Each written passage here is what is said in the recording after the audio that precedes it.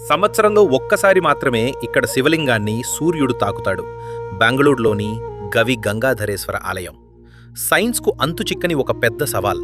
ప్రతి సంవత్సరం ఖచ్చితంగా మకర సంక్రాంతి రోజున మాత్రమే సూర్యకిరణాలు ఆలయంలోనికి ప్రవేశించి నందీశ్వరుని కొమ్ముల మధ్య గుండా వెళ్లి గర్భగుడిలోని మహాశివలింగాన్ని తాకుతాయి.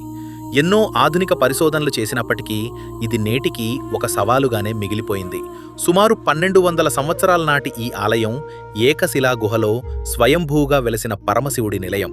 16వ శతాబ్దంలో కెంపేగౌడ రాజులు ఈ గుహ చుట్టూ ఆలయాన్ని నిర్మించారు.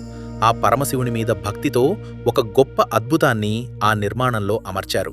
భూమి చుట్టూ సూర్యుడు తిరిగే గమనాన్ని లెక్కించి సూర్యుడు ఒక నిర్దిష్ట మార్గంలోకి ప్రవేశించే సమయంలో ఆ కిరణాలు ఆలయ గోడలోని రంధ్రం ద్వారా ఎదురుగా ఉన్న నంది కొమ్ముల మధ్య నుండి నేరుగా శివలింగం మీద పడేలా ప్లాన్ చేశారు. అది స్వయంగా సూర్య భగవానుడే ఆ మహాశివునికి చేసే అభిషేకం. 100 సంవత్సరాల క్రితమే అంత ఖచ్చితంగా సూర్యుడి గమనాన్ని ఎలా లెక్కకట్టారు?